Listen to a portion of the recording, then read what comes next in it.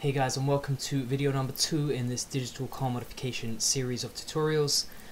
This is specifically for paint effects and paint color changing within Photoshop. It was going to include graphics, but unfortunately I don't think we're going to have enough time to fit it into this tutorial, so we're probably going to cover that in a separate tutorial a bit later on. Okay, so we've got our image in Photoshop here. Okay, the first thing we need to do is create a copy, so you can either right click here in the layers palette, duplicate layer, or you can use Control J on your keyboard and that creates another layer exactly the same. Okay, so rename your layer paint so you know what you're doing. Now bear in mind guys, this tutorial is only applicable for vibrant colors. Cars which are black, white, grey, silver, these techniques will not really work well for them because of the way that Photoshop works. So I'm going to make a separate tutorial for those colored cars as well. Okay, so bear that in mind when you're using these techniques on your work. Okay, so to change the color of this car, we need to go up to Image, Adjustments, and go to Hue and Saturation. Okay, in the Master drop-down box, you're going to need to select the color that is most closely corresponding to your car. So mine's obviously orange, so I'm going to select yellows. And if you click on the car and then drag your saturation slider down, as you can see, it removes or desaturates all those orange pixels within your image. Now bear in mind guys, here another quick tip: if you are working with an image where you've got a lot of things in the background which are the same color as your car, you will need to, before doing this step, you will need to create a selection around your car. And that will basically tell Photoshop you only want to desaturate the specific colored pixels within the selection. So for example, if I had an orange fruit in the background, it would be grey by now. But if I made a selection around the car and then done what I've just done, it would still be orange. So bear that in mind when you're doing that work, okay? Right, so now as you can see, because of the picture, there's a bit of lighting here which has caused it to go yellow. So to add that to your desaturation range, which is between this color here and this color here, you can do one of two things.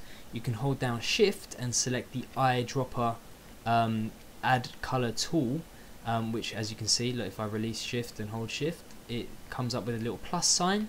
Alternatively, you can just drag this bar into the yellows until that area disappears.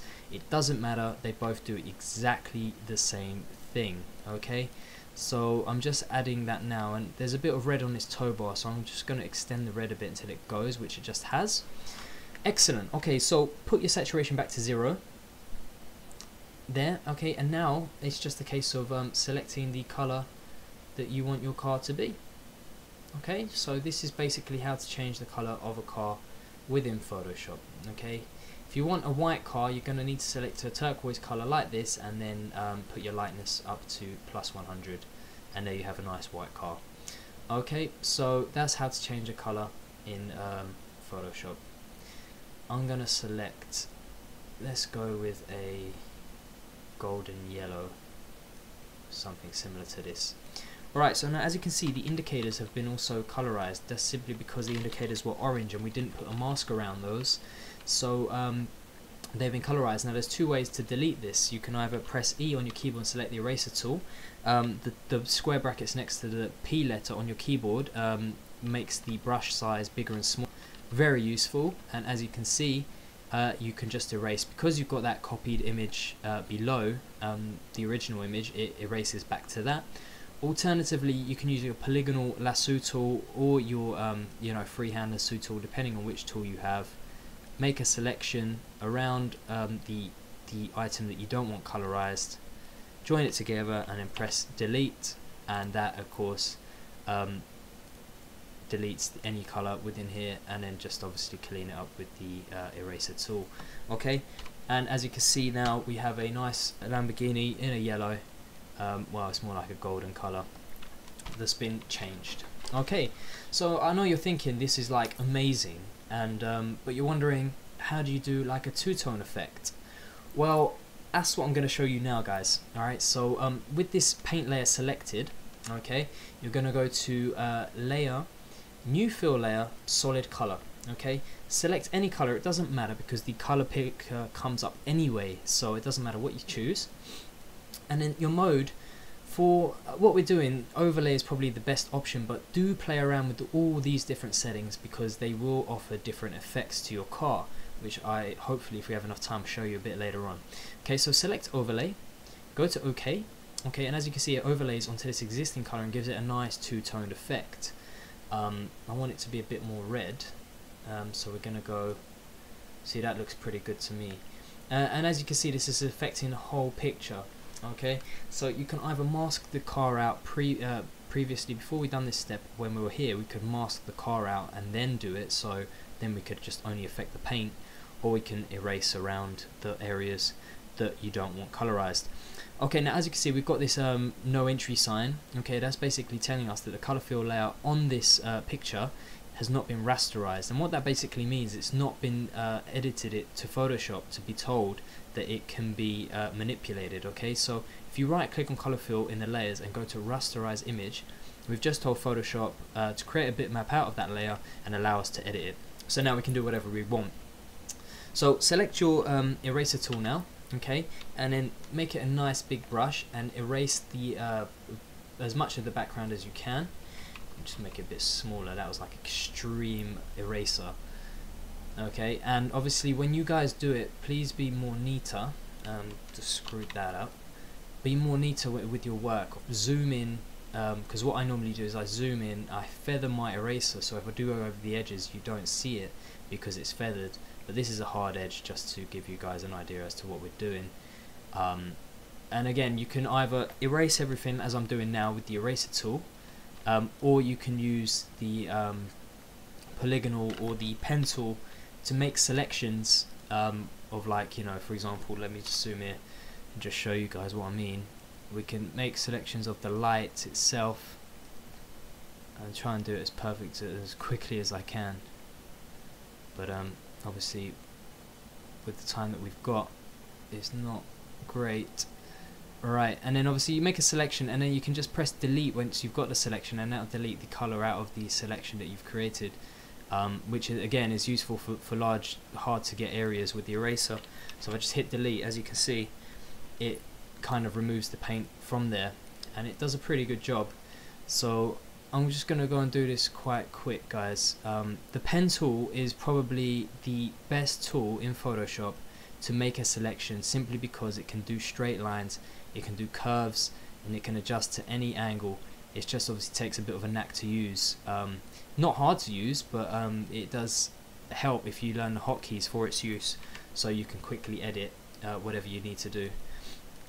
Okay, so that's looking pretty sweet. I don't think I'm going to have enough time to erase all these grills, guys. I'm 8 minutes and I've only got 2 minutes to show you all the other effects that we're talking about. So I'm getting scared here because, you know, I want to teach you guys as much as possible. Alright, well, you get the idea of how to erase that kind of thing anyway, so you can do it like that. And as you can see, that selection is pretty sweet, you know. The windscreen needs to be done as well. Just hit E and just see if I can get rid of this quickly. Lower the brush size. But it's like the Krypton factor, you know. It's a race against time. It really isn't, but you know, it feels like it. So obviously you guys will be more neater in doing it the way I just showed you with the selection tools, and just pressing delete once you've got the selection done. And then obviously erasing the hard to get places which the selection tool has missed. And obviously once you zoom in, you'll be able to see these areas easily. Okay, so right, I've got less than like 50 seconds to show you guys how to do like a pearlescent effect. So I'm gonna go a bit rogue now. I do apologize. Okay, I'll just erase half the roof off. I'm sorry, I'm ruining this whole image of this car. But you guys kind of get the effect as to where I'm going with this. Okay, so that's basic two-tone. Play around with different colors and obviously try and get the effects that you're after, and then you know, just working from it will lead to different results. So from there we went to there and we went to there. Now if you want to add a sparkle, you know, that sort of pearlescent paint they've got, if you go to filter, noise, add noise, and as you can see here, just change the amount, change the type of filter to what noise you want. And monochromatic basically means that the dots are going to be grey, white and black. So that's pretty much it. You know, here we have our car. You know, it's pretty cool effects, as you can see. I mean, guys, if you can comment, you know, if you've got any questions or any requests for tutorials, please email me, leave messages, and I'll get back to you guys as soon as possible. Remember, you can always play around with this. Like, if you're here, select the layer, you can always get the eraser tool, make everything bigger, and then you can experiment with like half-colored cars. Do you know what I mean? It's only your imagination that limits you as to what you want to do. So play around, have fun, and I hope these tutorials helped you, and I'll see you guys on the next tutorial. I haven't decided what it is, but I'm sure that you guys will tune in and leave your comments, as they are valuable and help me create these tutorials for you guys. Okay, so I'll see you guys soon, and all the best.